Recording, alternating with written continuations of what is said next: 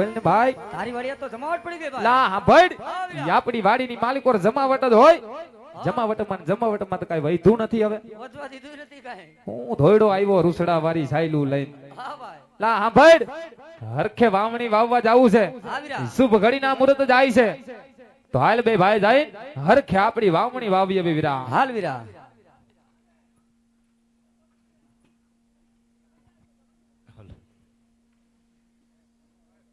એવું આજ રોજ ઠુમર પરિવારના આંગણે અમારું કનેસર ધામનો બાબા રામદેવ રોંડળ કે જેને 12 બીજનો ધણ કહેવાય, જેને નકળંગ નેજાધારી કહેવાય, જેને હિન્દુનો હિન્દુ ઓભીર કહેવાય. તો અહીંથી ખાસ એક અગત્યની જાહેરાત વાળા ભક્તો કે આજ રોજ આપના તરફથી જે કાંઈ પણ રકમ આપવામાં આવે, જે કાંઈ પણ ફંડ આપવામાં આવે, જે કાંઈ પણ ગોહર આપવામાં આવે, એક મંડળનો ખર્ચ કાઢતા પરમાર્થના કાર્યની અંદર આપની આ રકમ વાળા ભક્તો વાપરવામાં આવતી હોય. અને પરમાર્થનું કાર્ય એટલે કે ગામ કનેસરાની માલિકો જ્યાં લીલો નેજો ફરકતો હોય, જ્યાં સત સનાતન ધર્મની જ્યોત ઝબકતી હોય,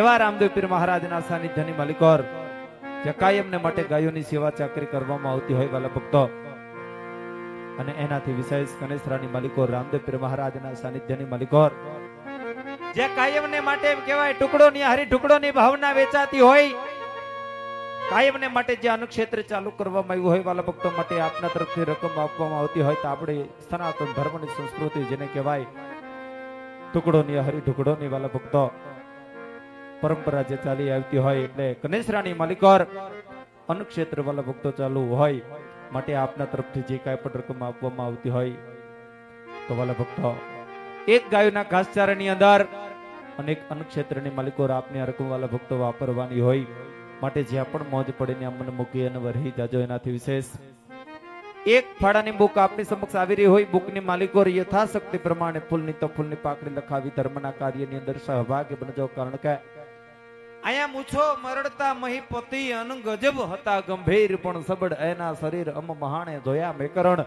આજ મને તમને મનુષ્યનો અવતાર મળ્યો હોય, પણ એક દિવસના સમયની માલિકોર આ કાયામાંથી આ ખોરિયામાંથી જેદી એમ કહેવાય કાયમને માટે પ્રાણ પંખેરો ઉડી જાય, પણ મૈરા પછી કાંઈ ભેગું આવતું હોય તો એક ભજેલો ભગવાન ભેગું આવે, એક દીધેલું દાન ભેગું આવે, અને એક વાલા ભક્તો કરેલું કર્મ ભેગું આવતું હોય.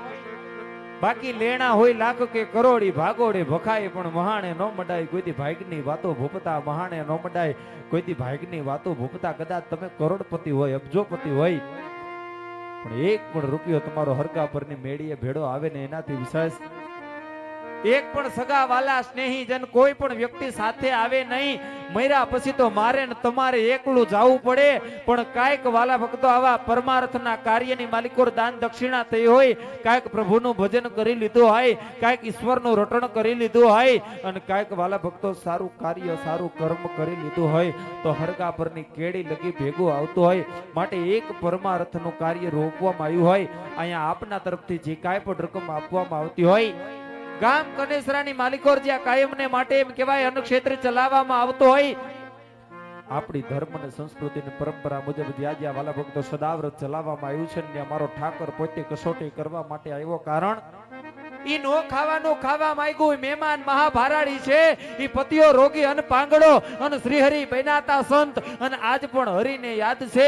ઓલા ભોજનિયા ભગવંત બિલખાના પાદરની માલિકો જેથી પોતે સાધુનો વેશ ધારણ કરી અને જેથી કસોટી કરવા માટે આવ્યો હોય, અને છેલ્લે છેલ્લે એમ કહેતો હોય કે વાંજિયાના ઘરનું ખાતો નથી, તેથી વાણિયાની દીકરી વાણિયાની બાઈ એમ કહેતી હોય, આજ બાપ સમજીને કહું છું બાવા, મારે પેટ છે મહિના 5, આશરો છે સીતારામનો, એને આવા નહીં તો ઉની આસ બેઠો હવે થાય છે માં બાવા, તન જયમાં વિના દેશ નહીં જાવા. એટલે કેવું પડે કે નો ખાવાનું ખાવા માંગ્યું, ઈ મહેમાન મહાભારાડી છે, પણ ખાંડણે ખંડાણો ને એનો બાપ કાઠિયા વાડી છે, ખાંડણે ખંડાણો એનો બાપ કાઠિયા વાડી છે.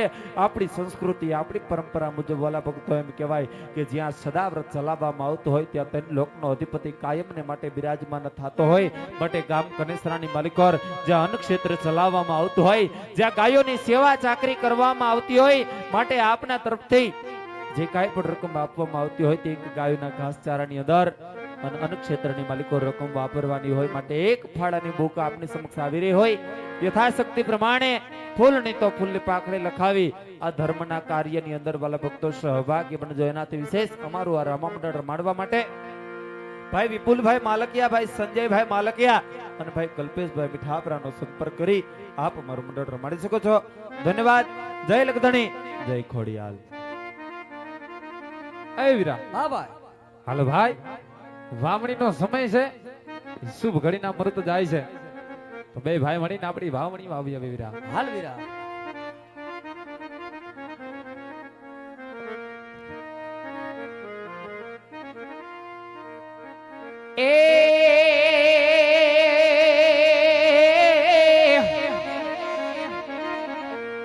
એ વીરા મે તો ધોરીડા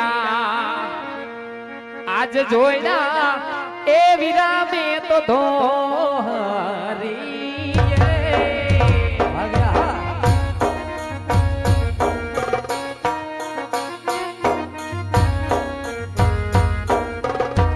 એવા તો રીડા જોઈના, વીરા મે તો ધોરી.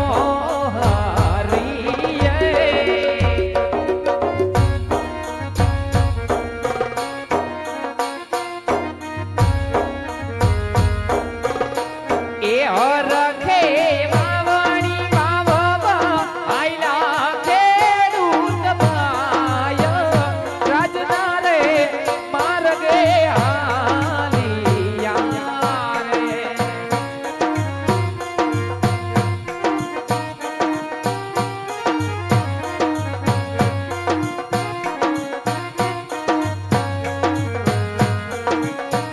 એ હરખે વાવણી વાવવા આયલા ખેડૂત ભાય, રાજના રે માર્ગે હાલિયા રે.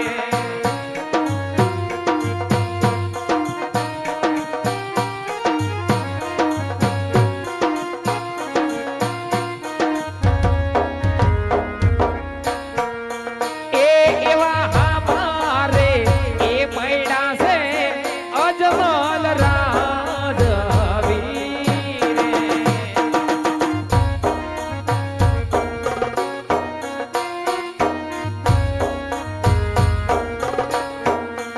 એ વીરા હામારે એ મૈડા છે અજમલ રાજવીરે.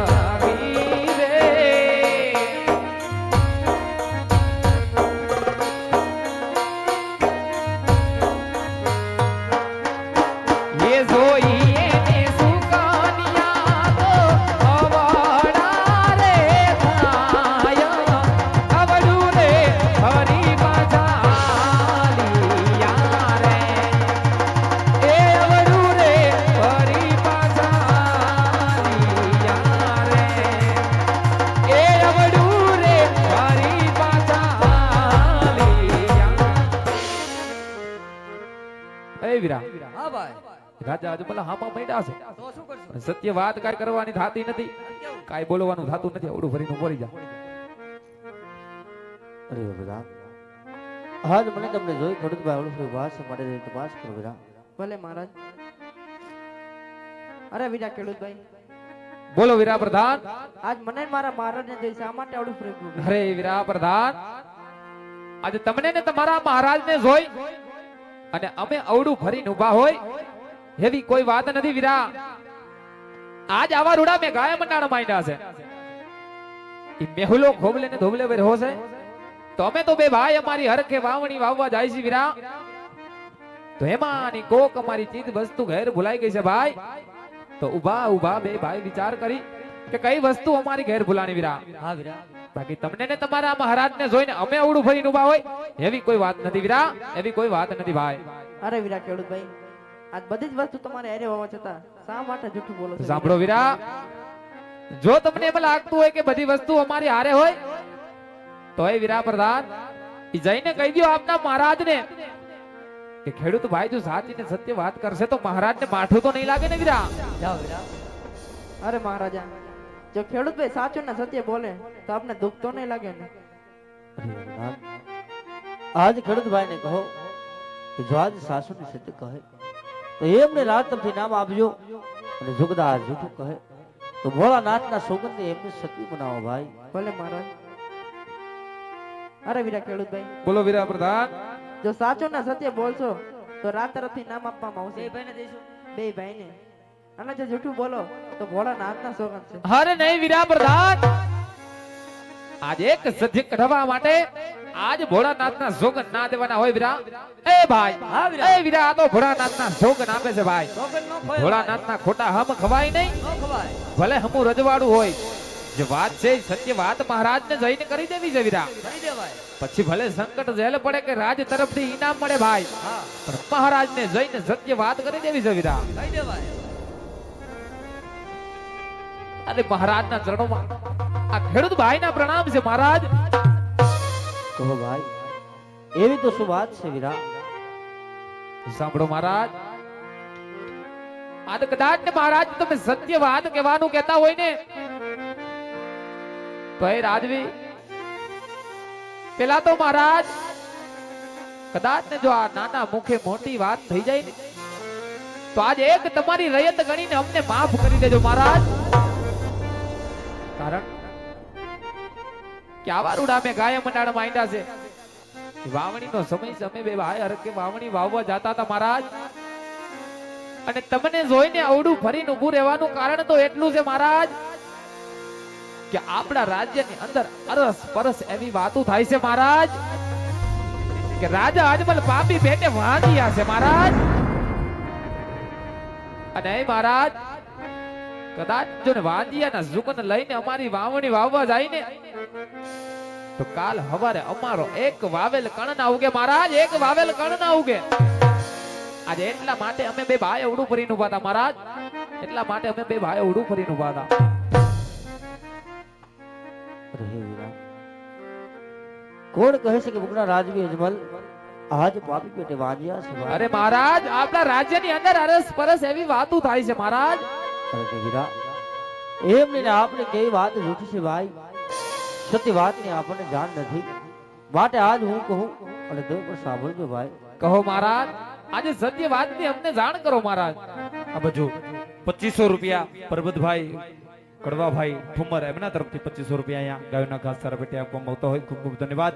માટે એક ફાળાની બુક આપની સમક્ષ આવી રહી હોય, યથાશક્તિ પ્રમાણે ફૂલની તો ફૂલની પાંખડી લખાવી ધર્મના કાર્યની અંદર સહભાગ બનજો. ધન્યવાદ.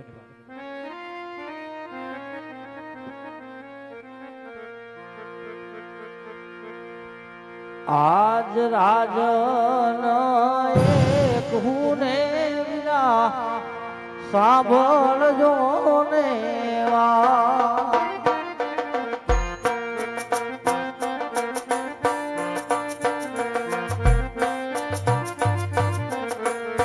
કરું માર સાચા નગડા કેરી વાત રાજન રે હું ને વીરા સાંભળજો ને મીઠી વાત. કહો મહારાજ.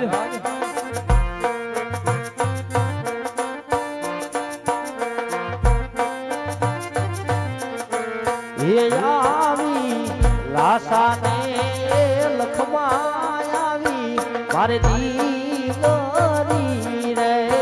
જાણશું મહારાજ.